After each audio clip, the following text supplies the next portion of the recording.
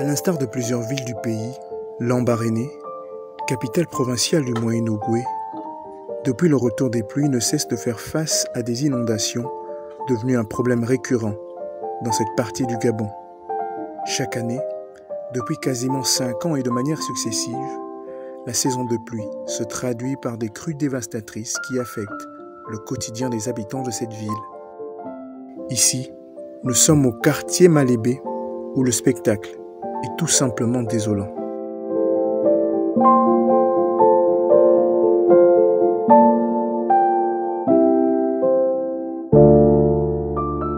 C'est vraiment très compliqué pour nous. On vit vraiment une situation très difficile parce que ça fait plus de 5 ans chaque année, c'est le même problème. Et vraiment, on est vraiment... Les mots me manquent même vraiment, on est vraiment très dessus. Oui, il y a des gens qui ont déménagé, il y a ceux qui dorment en plein air, d'autres dorment même dans mon bar à côté. Ils n'ont pas d'endroit où aller. C'est compliqué là. C'est tout un quartier qui est dans l'eau là.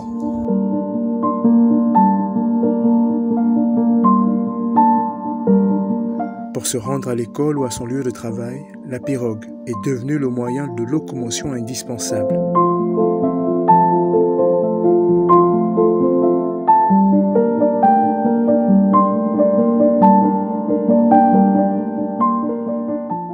À quelques kilomètres de là, au quartier Isaac, le spectacle est le même.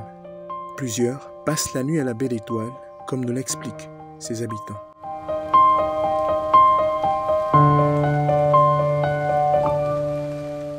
Jusque-là, je ne sais pas comment on peut s'en sortir. Les enfants n'arrivent plus à aller à l'école.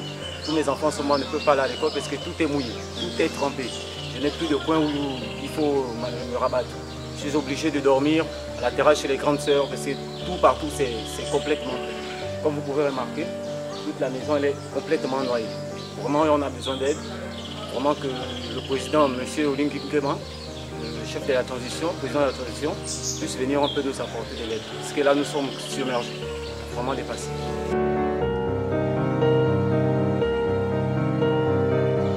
On fait comment? C'est compliqué pour nous. Quand la pluie arrive comme ça, d'abord ça nous a surpris. On a les congélateurs, les frigidaires dans l'eau, les prises, tout c'est risquant. On a les enfants, et on vit avec, on prend les casiers, tout pour essayer de sauver les enfants. On est à la Belle Étoile, on va aller où? Quelle est la famille qui va te recevoir avec 10 gosses? C'est compliqué pour nous.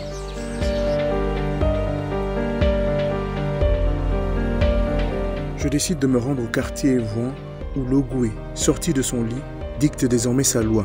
Arrivé sur le lieu où se trouvent les pirogues, je fais la connaissance d'Abdoul et d'Anne, habitants du quartier, qui ont bien voulu m'embarquer gratuitement dans leur pirogue.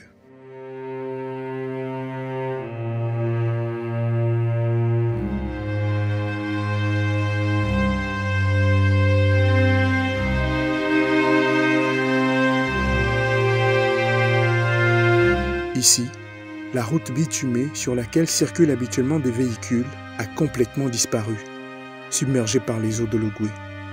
Pendant plusieurs semaines, la pirogue sera le seul moyen de déplacement.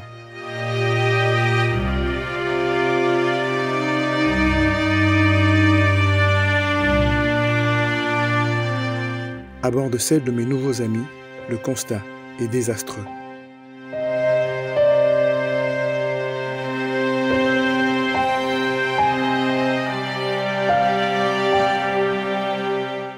Les élèves de l'école primaire située dans ce quartier ne vont plus en classe depuis le début des inondations, car pour eux, c'est trop risqué.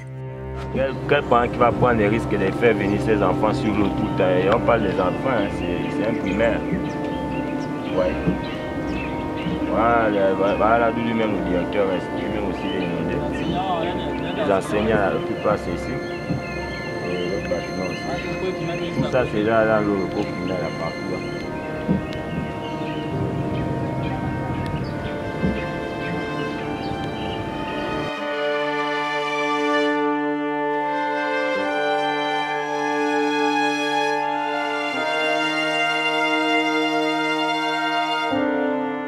À quelques mètres de l'école, nous rencontrons des jeunes gens qui fabriquent des pirogues, eux aussi habitants du quartier.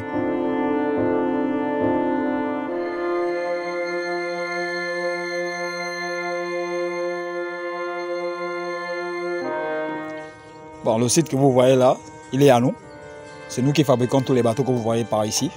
Nous les fabriquons pour nous aider en fait. Par rapport aux circonstances que vous voyez là, des eaux qui montent par exemple par ici. Et ça aide aussi les pêcheurs en fait. Pour des personnes qui ont besoin de la pêche, pour pêcher en fait, ça les aide aussi. Comme vous pouvez le constater là. Ouais. D'accord. Ça fait combien de temps que vous faites ça? Ça remonte vraiment à plusieurs années. Déterminer le nombre d'années que nous le pratiquons, c'est un peu compliqué. Ça remonte vraiment à plusieurs années. Vous arrivez à vivre de ça? Nous arrivons à vivre de ça. Enfin, nous maintenons, selon les circonstances du pays. Tout est dur maintenant actuellement là. Mais nous maintenons. On ne pourrait pas dire qu'on vit de ça complètement. Mais nous maintenons. Alors, vous avez dit que vous êtes habitant du quartier. Nous sommes entourés des eaux. Comment vous faites pour vivre ici? Enfin, pour vivre ici, c'est vraiment très compliqué. Dieu merci que vous êtes arrivé à pareil moment pour pouvoir constater les dégâts que nous vivons ici. Comme vous pouvez constater là. Vous voyez là, la route elle est partie. Elle n'est plus à nous là. C'est l'eau qui a récupéré son terrain. Vraiment, c'est compliqué. Pour vivre ici, il faut vraiment être un homme du village. Parce que si tu arrives ici, tu ne peux pas t'en sortir ici. Hein. C'est que sûr et certain. Il faut être un homme du village pour t'en sortir ici. Est-ce qu'il y a encore des gens dans les maisons où tout le monde est quasiment parti? Il y a des gens dans les maisons, comme vous pouvez constater là, il y a des gens dans les maisons.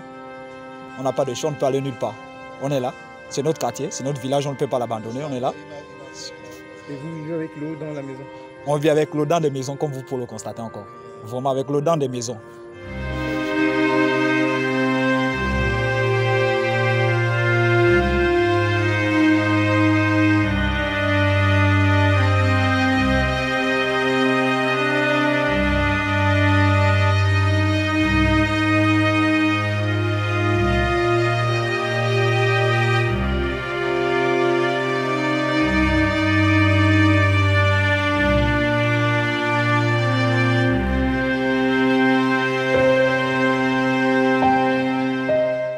Sur le chemin du retour, nous apercevons Eman, ce jeune compatriote qui, comme plusieurs habitants du quartier, n'a pas d'autre choix que de rester dans sa maison malgré la montée des eaux dans toute la maison et de vivre donc les pieds dans l'eau.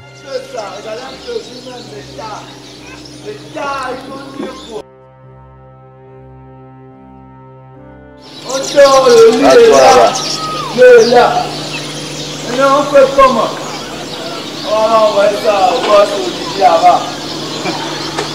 Et après, il faut envoyer ça là-bas.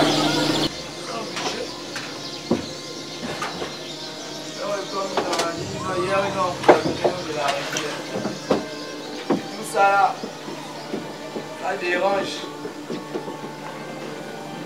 La fenêtre n'est même pas ouverte pour qu'ils puissent filmer, vous faire le constat. Tu sais, à certaines personnes qui ne croient pas, quand ils doivent voir, ils doivent vraiment croire. Voilà, c'est un peu ça. C'est un peu sur le bétail là, je vais passer par l'arrière, je vais ouvrir ça. Voilà, ouvre ça, bon, on va écouter au constat.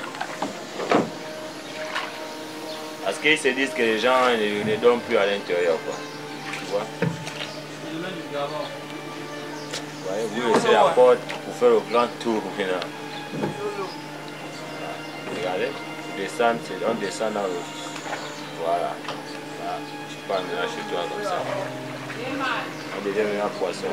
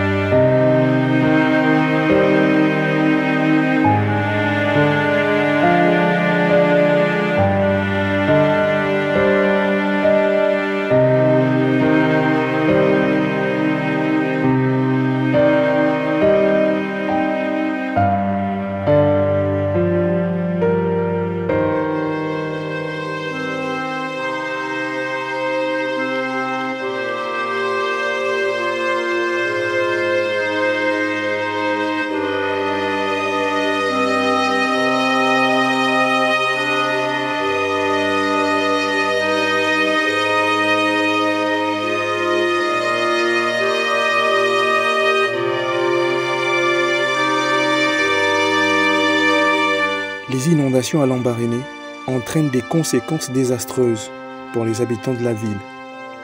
Les maisons et les infrastructures sont endommagées, entraînant des pertes de matériel considérables. Les habitants sont également exposés à des risques sanitaires tels que des maladies liées aux eaux stagnantes. Tous les jours, on patauge dans l'eau là. Les enfants vont jouer dans l'eau. On est obligé parce qu'on n'a pas d'endroit où aller vivre. On est obligé d'être là chaque année, c'est maintenant pareil. On n'a pas de choix. Ça fait 4 ans aujourd'hui. On n'a pas de choix. Alors on se retrouve avec les enfants aujourd'hui. Voici lui, il était à l'hôpital. On l'a trouvé avec la bilharzie, il pisse le sang. L'autre a glissé, elle s'est blessée au Les fond. conditions, vraiment, c'est compliqué. 12 points de suture. Les inondations perturbent l'accès aux services de base tels que l'électricité, l'eau potable et les services médicaux, rendant ainsi la vie quotidienne difficile pour les habitants. Il est essentiel que la sensibilisation et les efforts de lutte contre les inondations se poursuivent afin de protéger les habitants et leurs biens contre les ravages des inondations. Là, je m'adresse précisément au président de la République et notre père sauveur du moment. Donc le président de la transition doit avoir pitié de nous, de venir nous aider. On n'a pas besoin d'argent parce qu'avec l'argent qu'on nous donne, on ne fait rien avec.